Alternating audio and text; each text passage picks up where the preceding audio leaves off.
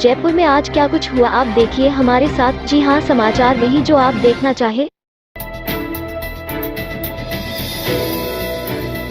मुख्यमंत्री अशोक गहलोत ने 18 से 44 आयु वर्ग के लोगों से अपील करते हुए कहा है कि वैक्सीन लगाने के लिए केवल अपॉइंटमेंट बुक होने पर ही टीकाकरण केंद्र पर जाएं, भीड़ से ही संक्रमण बढ़ता है।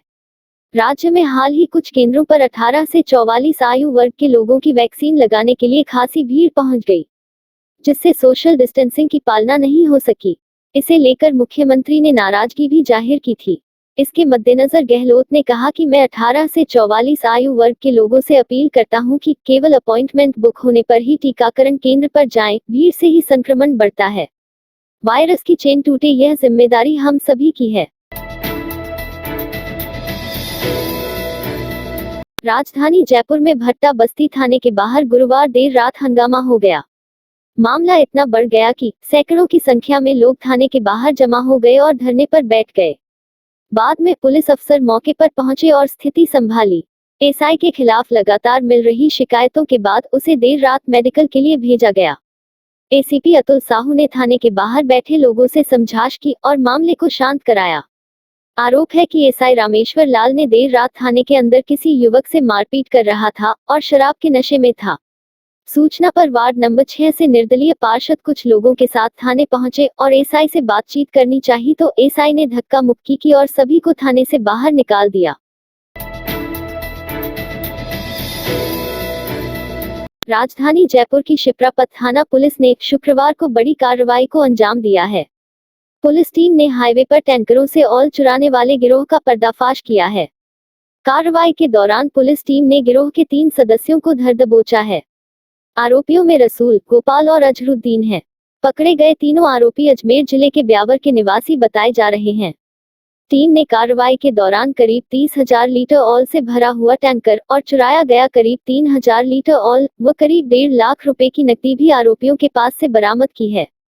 जानकारी के मुताबिक गिरोह के सदस्य ब्यावर में होटल की आड़ में बीच रास्ते में सील तोड़कर टैंकर से ऑयल चुराया करते थे। मानसरोवर इलाके में बदरवास तिराहे पर गुरुवार देर रात करीब 2 बजे अपना बर्थडे मनाने कार से निकले एक पुलिस कांस्टेबल और उसके 2 दोस्तों की दर्दनाक मौत हो गई। तेज रफ्तार एक ट्रक ने कार को टक्कर मारी। इसके बाद ड्राइवर ट्रक को लेकर फरार हो गया। हादसे में कार चकनाचूर हो गई और उसमें मौजूद दोनों युवकों और युवती ने घटनास्थल पर ही दम तोड़ दिया। दुर्घटना थाना दक्षिण पुलिस मामले की जांच कर रही है। तीनों शवों का शुक्रवार को सवाई मानसिंह अस्पताल के मुर्दाघर में पोस्टमार्टम करवाया गया। हादसे में मृत पुलिस कांस्टेबल जगदीश चौधरी मूलतः जयपुर जिले के फागी तहसील के रहने वाला था। वह जयपुर पुलिस कमिश्नरेट के सोडाला थाने में तैनात था। वहीं मृतका गायत्री उर्फ मीनू सांगानेर सदर इलाके में वाटिका की रहने वाली थी। वह जगदीश की पारिवारिक मित्र थी। वहीं तीसरा निखिल शर्मा सोडाला में पंचोली विहार कॉलोनी का रहने वाला था। वह विधि स्नातक छात्र था और हाईकोर्ट में प्रैक्टिस करता था।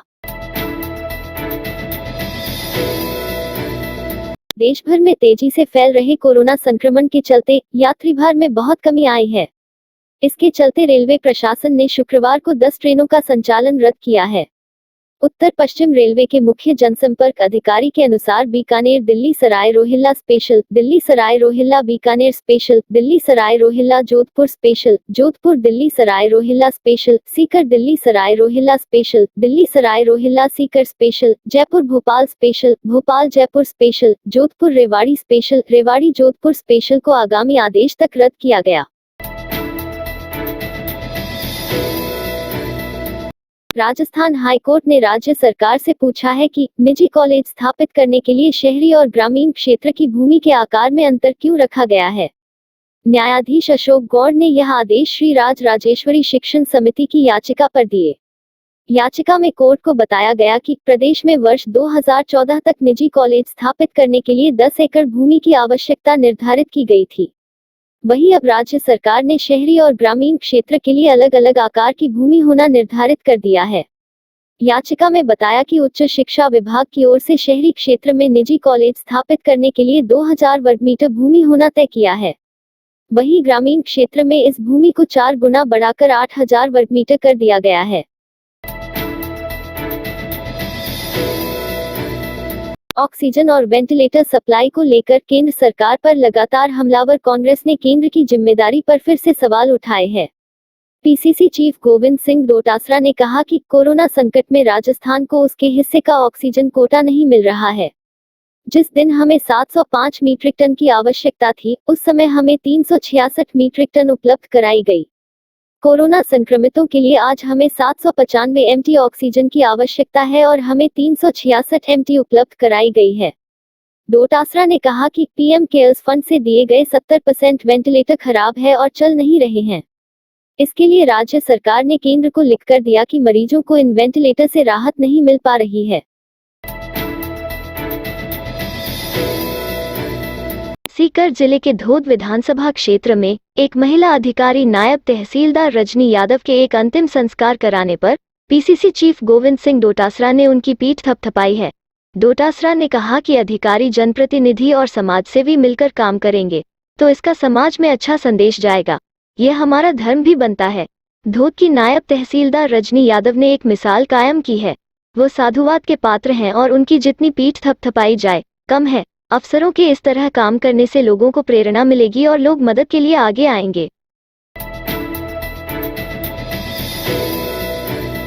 भगवान परशुराम जयंती और अक्षय तृतीया के पावन पर्व पर शुक्रवार को मुख्य सचेतक डॉक्टर महेश जोशी के आवास पर यज्ञ, हवन और शांति पाठ का आयोजन हुआ। डॉक्टर जोशी ने सपत्नीक, परिजनों और निजी स्टाफ ने भी हवन में आहुतियां दी। उन्होंने इस अवसर पर देश प्रदेश में कोरोना के कहर से मुक्ति दिलाने के लिए परमपिता परमात्मा से प्रार्थना की। जोशी ने इस अवसर पर जारी वीडियो संदेश में आज के पर्व तथा हवन की महत्ता बताते हुए कहा कि इस समय कोरोना से मुक्ति से बड़ी कोई प्रार्थना नहीं हो सकती। यज्ञाचार्य पंडित पुरुषोत्तम गौड़ ने 5 विद्वानों के साथ यज्ञ, हवन और शांति पाठ कराया। पूर्व डिप्टी सीएम सचिन पायलट ने शुक्रवार को देश और प्रदेशवासियों को अक्षय तृतीया के पावन पर्व और परशुराम जयंती की हार्दिक शुभकामनाएं दी। पायलट ने ट्वीट कर कहा कि भगवान विष्णु के अवतार, पराक्रम एवं शौर्य के पर्याय, महाज्ञानी भगवान श्री परशुराम जी के जन्मोत्सव के सुअवसर पर आप सभी को हार्दिक शुभकामनाएं देता हूं। साथ ही पायलट ने एक अन्य ट्वीट में कहा कि अक्षय तृतीया के पावन अवसर पर समस्त देश एवं प्रदेशवासियों को हार्दिक शुभकामनाएं देता हूं। यह पावन पर्व आप सभी के जीवन में सुख, समृद्धि, उन्नति एवं खुशहाली लाए। उच्च शिक्षा मंत्री भंवर सिंह भाटी ने कोरोना की दूसरी लहर के खिलाफ सरकार की मुहिम को मजबूती देने के लिए अपने 1 महीने का वेतन मुख्यमंत्री सहायता कोष कोविड में जमा कराने की सहमति दी है। यह राशि राज्य सरकार द्वारा 18 से 44 वर्ष आयु वर्ग के व्यक्तियों के निःशुल्क वैक्सीनेशन अभियान में मदद करने के लिए उन्होंने स्वेच्छा से दी है। उच्च शिक्षा मंत्री ने कहा कि मुख्यमंत्री अशोक गहलोत के कुशल नेतृत्व में कोरोना वायरस से बचाव के लिए निरंतर प्रयास किया जा रहा है। उन्होंने कहा कि मुख्यमंत्री के फैसलों के दूरगामी परिणाम प्राप्त होंगे। राज्य में जन अनुशासन, पखवाड़ा और लॉकडाउन आदि के माध्यम से वायरस का फैलाव रोकने के प्रयास किए जा रहे हैं। उन्होंने नागरिकों से अपील की है कि इस विषम परिस्थिति में राज्य सरकार के निर्देशों का पालन करें। मुख्यमंत्री अशोक गहलोत ने जमाखोरी व कालाबाजारी की मिल रही शिकायतों को देखते हुए इनके खिलाफ कार्रवाई का निर्णय लिया है। गहलोत ने कहा कि कोरोना महामारी की विकट परिस्थितियों में भी कुछ लोग दवाइयों और अन्य जरूरी सामान की जमाखोरी और कालाबाजारी करने का निकृष्ट कृत्य कर रहे हैं। ऐसे लोगों पर राज्य सरकार सख्त कार्रवाई करेगी। उन्होंने जनता से कहा कि ऐसे लोगों की शिकायत पुलिस हेल्पलाइन नंबर 100 पर कॉल कर अवश्य करें। गौरतलब है कि ऑक्सीजन, रेमडेसिविर तथा कोविड उपचार में आने वाली अन्य दवा उपकरणों की कालाबाजारी व जमाखोरी की पिछले कई दिनों से खबरें आ रही हैं। कालाबाजारी करने वाले इन लोगों में से कुछ को एसीबी ने पकड़ा भी है। अब मुख्यमंत्री ने इससे निपटने के लिए पुलिस को भी सख्त कदम उठाने को कहा है। इस रात की सुबह नहीं होती जब तक हाथ में उसकी गर्माहट नहीं होती। चाय का प्याला, अखबार साथ पुराना है, मिट्टी से जोड़ता है। खबरों की खुशबू से सारा घर महकता है। हर रंग में ढला कहानियों से किस्सों तक ले जाता है बेरोक टोक। देश के हर हिस्से तक ये हकीकत का आईना है, ख्वाबों को सच करके दिखाता है। दैनिक नवज्योति, आपके लिए, आपके साथ। ये थे आज के मुख्य समाचार। विस्तार से जानने के लिए पढ़ते रहिए दैनिक नवज्योति। दैनिक नव ज्योति के YouTube चैनल को सब्सक्राइब करें और ताज़ा अपडेट के लिए बेल आइकॉन दबाएं।